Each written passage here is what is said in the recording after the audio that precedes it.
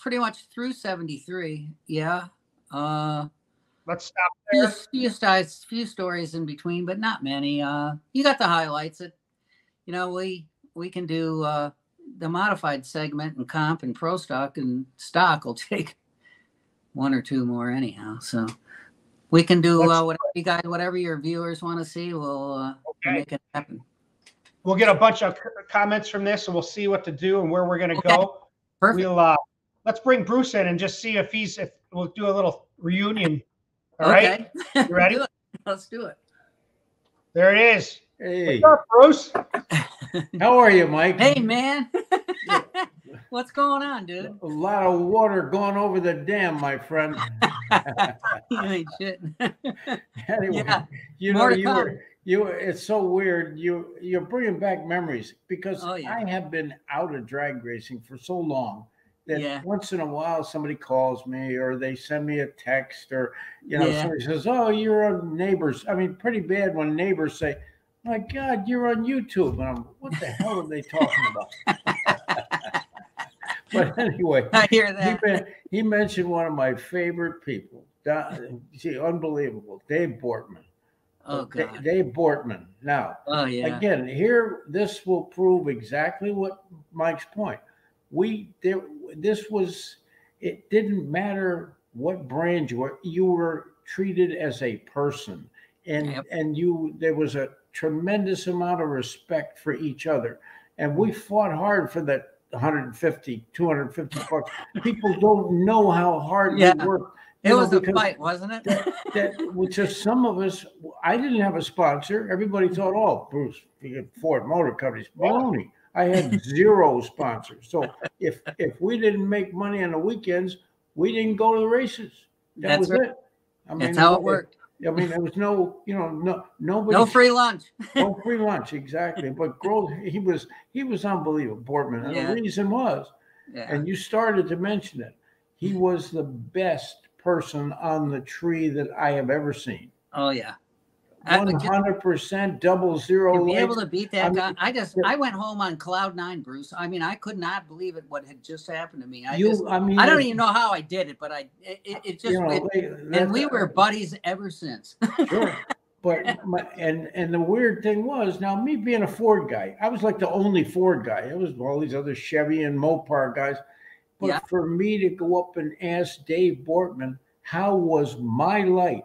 Me, a competitor to one of his buddies or something, he'd say, "Well, you left a little there, Bruce, on the tree." I mean, and I trusted the guy. It wasn't like he was trying to lie to me and make me red light. No, there was no reaction timers. There was people ran off the seat of your pants. and people that haven't experienced that have no clue. How lucky we were to go through what we did, live through those years, and experience that, because you can't buy it. I don't care how wealthy you'll ever be. It's impossible. That's a true story. And the other thing, the delay box. I'm glad I got out when I got out, because that stuff with the delay boxes and all this kind of crap and everything else. And then you see guys that are still, God, they're half a day late and they got all this equipment. I'm saying, what the hell are you doing? Did you push the wrong button? What's going on? Everything's a different deal. It's nuts.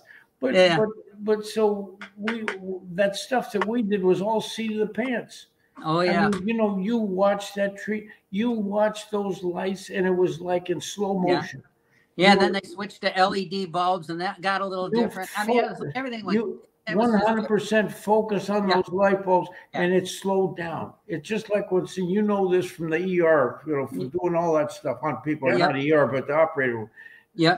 Right before somebody bites the big bullet, or you get in a car crash or something like that, everything's in slow motion. Your brain makes you do that. Well, you can get yourself in that mode on the tree, and that's when you start winning races. Right. But trust me, it takes an extreme amount of concentration, and some people may be lucky enough to have it internally or something. I don't know. Maybe I was one of those people. I'm patting myself on the back because we had a lot of fun. We had a lot of fun. Yeah, we did.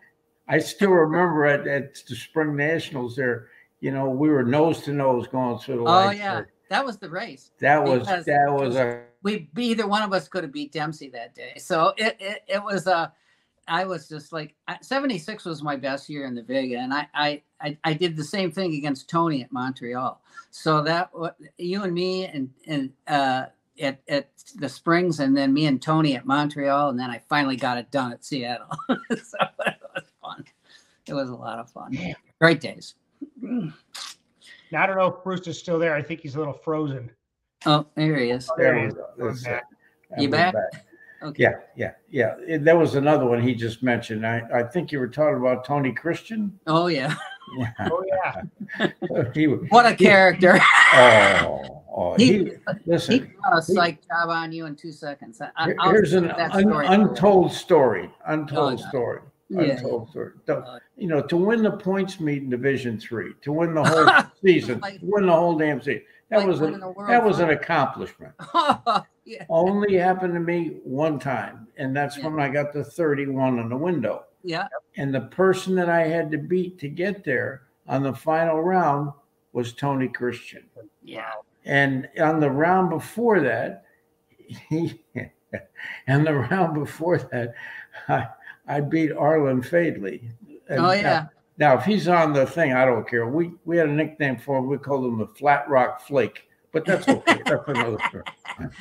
I'll get shot for that one. Yeah, but anyway, so what happened was he ran out. He actually ran out. In the Maverick. He was so late. I mean, it was unbelievable. Tony came up and offered him some no-dos after he beat him. It was amazing. Yeah. In the final run, Tony, if he's alive today, I guess Tony's gone. Tony died about two years ago. Oh, Jesus. Anyway, Tony would, if he was like, he would tell you. Yep. He offered me $1,000 right out of his pocket to take a dive on the final run. $1,000 was a lot of money to win. I said, Tony, I have a similar story. Only way you're going to win that trophy is to beat me. That's it. Yeah. I said, I'm not for sale at any price, you know. And it was, those were the days, though, that you can't replace that. See, that's how I got the 31 on the window. Yeah. Yep. And you know about the number 1 on the window. Oh, I sure do. That was incredible stuff, Bruce. They all said, "Who's he?" Rear and Morrison, they were there. They were figuring the trophy already, and there were accolades, and that Pinto just drove right around my You've just been squeezed. I had my hands off the steering wheel, you know, running a $135, and I'm in that thing going like this because the window, from the acid dip in the doors, the window used to start pulling out from the body. Yeah, my bed was pretty light too. So that's why I had the duct tape on there, to duct tape it to the roll cage. Yeah. It was nuts. We had so much fun. Oh yeah, a couple of other buddies are gone too. Dave Hutchins Donnie Kuntz and Albert Clark are both gone. A couple years ago now, but yeah, can't live forever, Bruce. You know. No. Every day I look around and I say, well, geez, I'm still on the planet. Must not be my turn. I keep doing one of these, you know. Keep doing it, baby. But and like I was saying to Mike, Bruce, you got to come on by yourself and tell your story too. Yeah. Oh yeah. Well, I mean, what a great guy there. One thing, and I'll shut up, and that's it. But here, I don't want to mess up your show.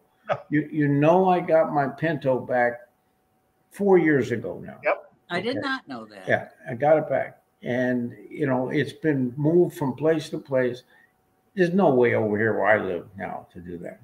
Okay, beginning next week, actually, next Wednesday. Okay, the Pinto has a new home, and the new home is going to be with me.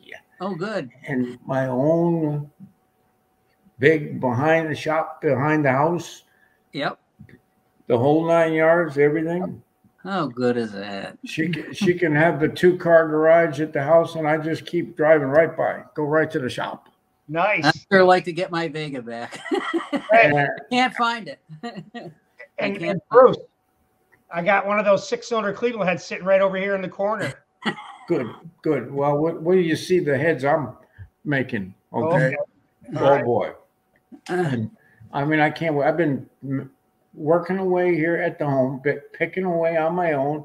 Yep. Nobody even knows about. Once in a while, the weed whacker guys, the door opens up and they look at, what the hell is that old man doing? You know, and then I shut the door again.